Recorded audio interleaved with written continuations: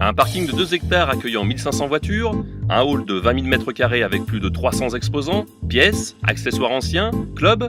Nous sommes le 13 octobre, bienvenue au Bourget, à Automédon. Automédon, c'est un salon très sympa parce que ça se passe à l'automne. Ici, on est dans un autre univers. C'est plus bric et broc, mais il y a un côté très convivial, très sympa.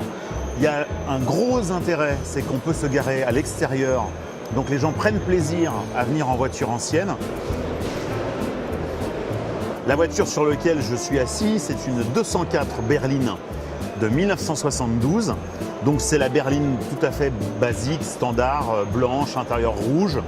C'est vraiment l'image qu'on a de la 204, qui est la berline française de la fin des années 60. C'est vraiment le bon compromis pour avoir une voiture qu'on peut utiliser beaucoup et qui est déjà un look rétro rigolo.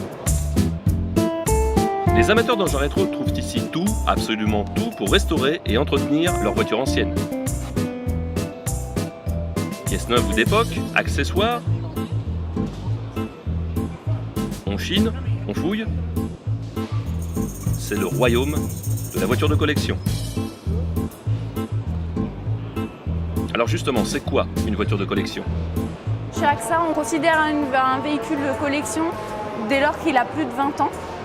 Donc déjà, c'est une assurance particulière parce qu'on va insister sur justement l'assistance, l'incendie et le vol qui sont les risques majeurs sur un véhicule collection. C'est vrai que c'est souvent un milieu d'hommes, mais je trouve que maintenant il y a un peu plus de jeunes et notamment plus de femmes qui se retrouvent dans ce milieu-là, même si ça reste quand même en majorité un milieu masculin. Alors oui, un nouveau nom masculin, Youngtimer. Ça vous dit quelque chose? Un Youngtimer, en fait, c'est une voiture ancienne, une jeune ancienne. Donc c'est un mot anglais qui a du mal à se traduire, la preuve. Et en fait, c'est une voiture des années 70, 80 ou 90. C'est des autos qui sont quand même plus fiables que les voitures des années 50-60. Il n'y a pas qu'une histoire de prix. On a moins de pannes qui posent vraiment des problèmes. C'est plus utilisable au quotidien. On peut aller bosser avec.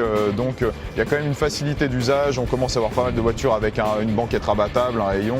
Donc on peut arriver à tout faire avec un Youngtimer au quotidien. Bon, même si certains préfèrent rouler en américaine, Automédon n'est pas sectaire. On peut même y peaufiner ses connaissances à travers une multitude d'ouvrages. Tiens, et si l'on se penchait sur la marque Alpine? Voilà le podium Alpine justement, avec un modèle assez étrange. Si, c'est une Alpine. C'est une Alpine Fasa. Tout est fabriqué en Espagne. Il y a marqué Fasa parce que Fasa, c'était Fasa Renault, c'est la société qui avait acheté la licence et qui les fabriquait. C'est l'équivalent des 1100 françaises. À l'intérieur, c'est un moteur de Caravelle. Allez, on s'envole pour le podium Aston Martin, avec notamment la présence d'une exceptionnelle A3, premier modèle de la marque. Il date de 1921. On retrouve aussi les fameuses DB, et plus loin, le spectacle continue, avant-guerre prestigieuse, où Citroën Méhari, Automédon rend hommage à toutes les automobiles. Sans oublier les motos, avec une cinquantaine de modèles.